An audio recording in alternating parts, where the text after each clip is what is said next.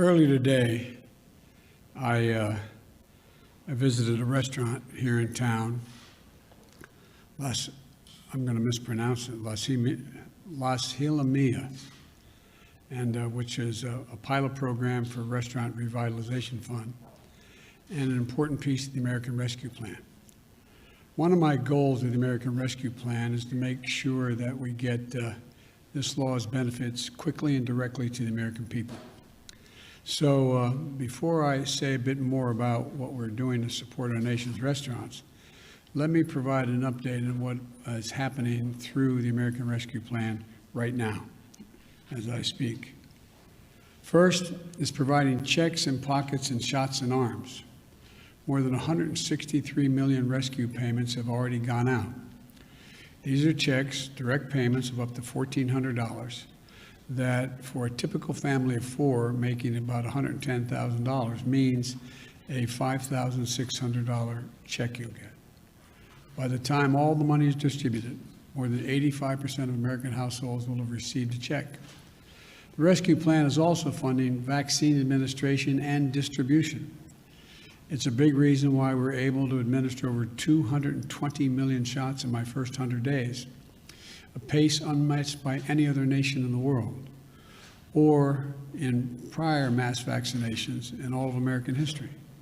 You know, it's helped schools reopen safely. It's helping child care centers stay in business. It's helping families pay for child care. The rescue plan is delivering food and nutrition assistance to millions of Americans facing hunger, and hunger is already sharply down in the United States. It's also providing rental assistance to keep people from being evicted from their homes. It's making health care more affordable. It's cutting child poverty in this country in half. And the list goes on, and the message is clear. Help is here. And the bottom line is this: the American Rescue Plan is working. America is getting vaccinated. Job creation is soaring. The economy is growing, and our country is on the move again. But some of the parts of our economy need special help. At the top of that list is our nation's restaurants. When COVID-19 pandemic struck, our nation's restaurants were some of the first hit and the worst hit. In 2020, more than 2.3 million restaurants jobs disappeared. 2.3 million restaurant jobs disappeared. Restaurants are more than a major driver of our economy. They're woven in the fabric of our communities. And so for many families, restaurants are the gateway to opportunity, a key part of the American story. There are families of all races, all ethnic backgrounds, all nationalities in this country who have built their American dream around a family-owned restaurant. And for more workers, their own story of economic progress starts in a restaurant. In the restaurant I just visited, and Rogelio Martinez, who immigrated to this country 17 years ago, started working as a meat packer. Now he is the restaurant's lead butcher and one of its owners. For nearly 1 in 3 Americans, this is hard to believe, but for 1 in 3 Americans, a restaurant provided their first job. More than half of all Americans have worked in a restaurant at some point in their lives. Before the pandemic, restaurants and bars employed 12% of all the workers in our country. This is an industry that provided more opportunity for minority managers than any other industry in America. This is an industry where the staff feels like family and often is family. When the pandemic hit, restaurant owners and operators were resilient, creative, and generous. Almost overnight, restaurants put in place safety measures to protect their employees and to protect us. They stepped up to feed our frontline workers. They changed their menus. They transitioned to takeout and delivery so they could be serving people who depended on them. But even with the changes, many had to furlough or lay off workers or close entirely. The restaurant I visited today went from 55 employees to just 7 before it started to bounce back. Now, as we vaccinate Americans, customers are coming back. Our vaccination progress and our economic recovery is going hand in hand. As that happens, we want to make sure that our restaurants, bars, and other dining establishments can staff back up, and they can come back as well. Right now, only about a quarter of the restaurant owners expect to return to normal operations in the next 6 months. We can do much better than that with the American Rescue Plan.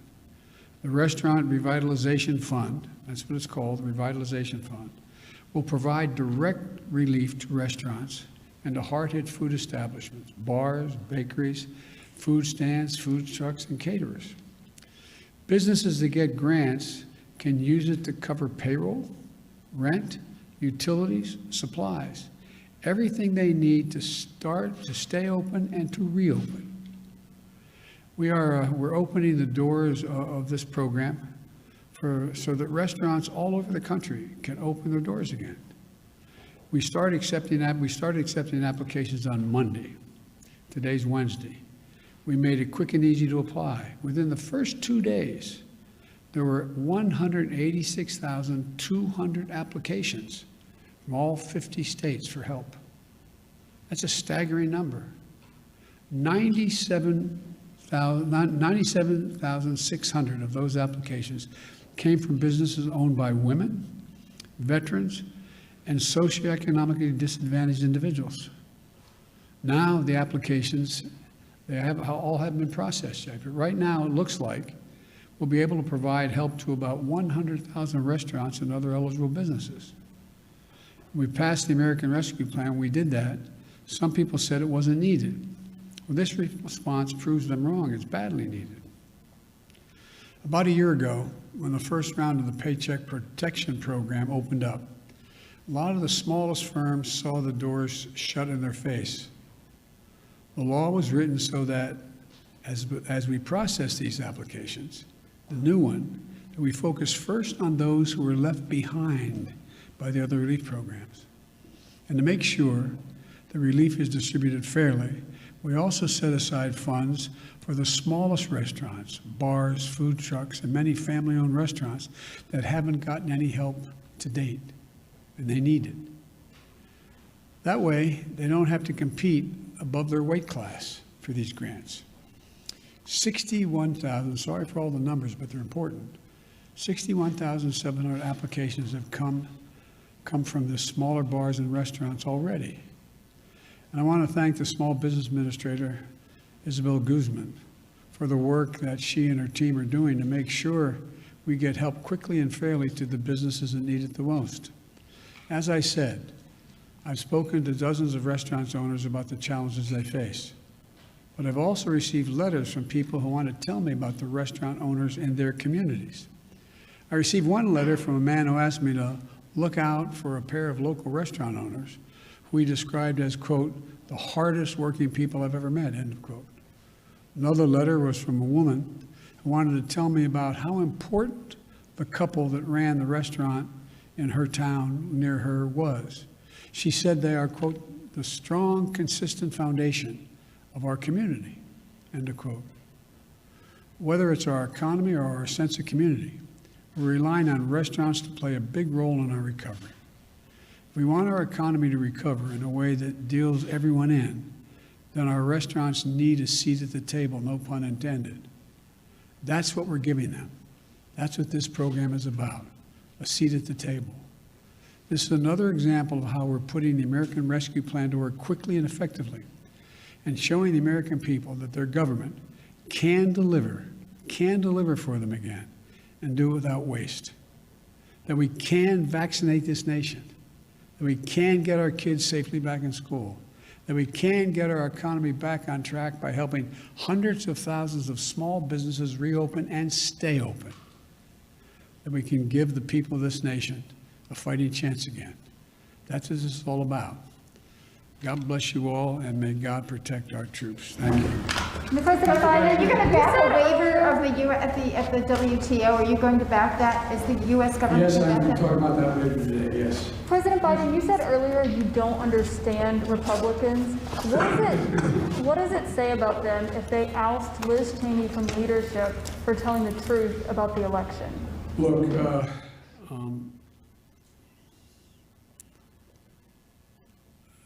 it seems as though the Republican Party is trying to identify what it stands for. And they're in the midst of a significant sort of mini revolution going on in the Republican Party. I've been a Democrat for a long time. We've gone through periods where we've had internal fights and disagreements. I don't ever remember any like this. And so, as one of you said, and I'm not embarrassed by identifying them, as one of you said on national television last night, we badly need a Republican Party. We need a two-party system. It's not healthy to have a one-party system. And I think the Republicans are further away from trying to figure out who they are and what they stand for than I thought they would be at this point. Mitch McConnell said that he is 100% focused on stopping this administration. You've spoken about your relationship with him in the past. Do you still think you can work with him when he says things like that? Look, he said that in our last administration, Barack, he was going to stop everything. And I was able to get a lot done with him.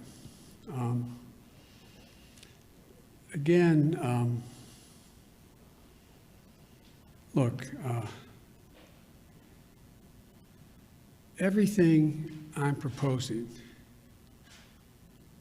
that be done to generate economic growth, employment, and put us in a position where we can outcompete any other country in the world with research and development and moving ahead, I pay for. We talk about how this is going to cost so much money, I'm not paying for it. The bottom line is this. My Republican friends had no problem voting to pass a tax proposal that expires in 2025 that cost $2 trillion. None of it paid for. Increased the deficit by $2 trillion. Gave the overwhelming percentage of those tax breaks to people who didn't need it. The top 1/10 of 1%. They didn't need it. And it was argued that what it would do is generate this great economic surge and growth. It would increase productivity. It would pay for itself. It would generate a sense of growth in America we hadn't seen ever before. Well, everyone from the Heritage Foundation on has pointed out hadn't done that. Hadn't done that. Now I come along, and the proposals that I'm suggesting are tried and true things like when you rebuild bridges, things get better. When you rebuild highways, when you don't have to, airports, ports, it all matters. It increases productivity. And the programs that relate to people are programs that are the things that also generate economic growth. And I view them as, for example, tax cuts for middle class, upper middle class, and working class people. And so you eliminate a few of just have the super wealthy begin to pay their fair share. For example, you have, I think it's 35 or 30 corporations didn't pay a single solitary penny last year in the Fortune 500 companies. They made $400 billion. They paid no taxes. How can that make any sense? Especially since these corporations, and I come from the corporate capital of the world, more corporations are incorporated in my state than all the rest of the country combined. If you notice, corporations aren't investing any money in research and development.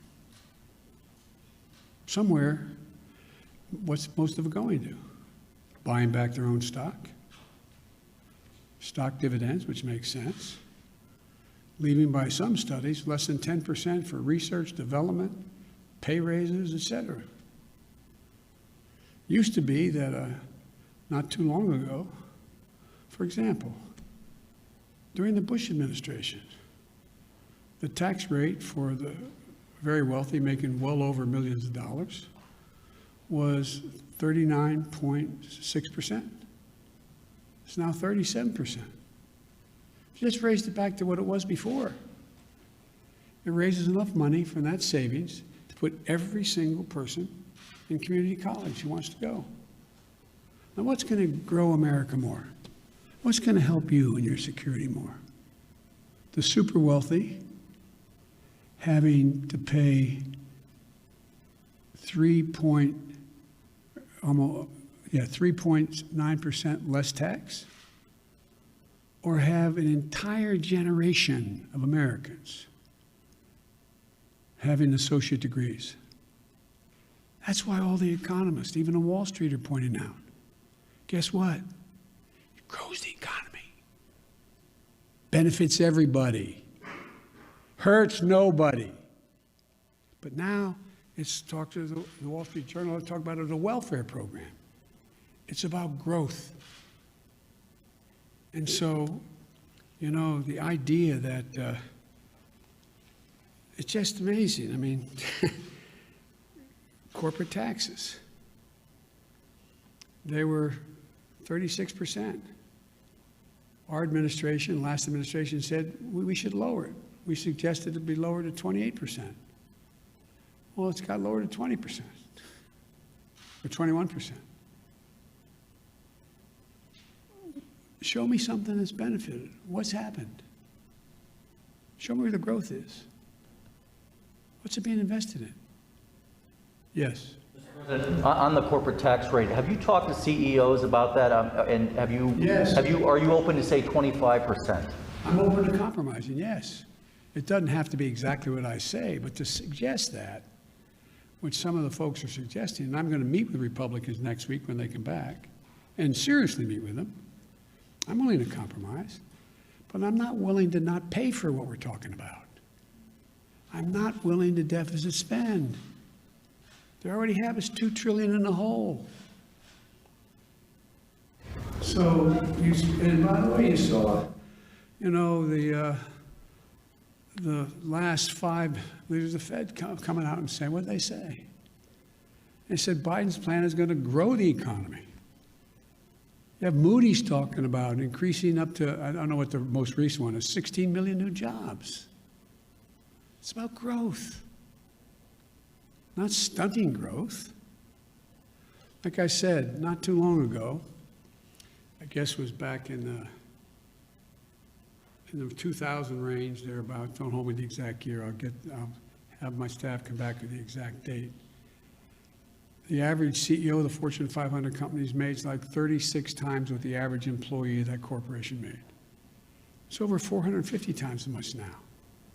As my mother would say, who died and left them boss? No, seriously, what rationale? Tell me what benefit flows from that. We're not going to deprive any of these executives of their second or third home, travel privately by jet. It's not going to affect their standard of living at all, not a little tiny bit. But I can affect the standard of living of the people I grew up with. If they have a job, I can expect to make sure the standard of living of people I grew up with, if they have child care and can afford it, so 20 million women can be back in the workforce. This is just makes no sense to me. But I'm going to have to be able to explain this, and I'm going to keep banging at it. I think I'm not being solicitous, and I'm not trying to ruin your reputation. I think most of you understand what I'm saying. Whether you agree with me or not, I think you understand what I'm saying. And it's fair to say this is about making the average multimillionaire pay just a fair share. It's not going to affect their standard of living a little bit. Thank you all very much. The interest rates, you guys. And if you haven't already, please consider subscribing to our channel. And while you're at it, please leave us a comment. Thank you for watching.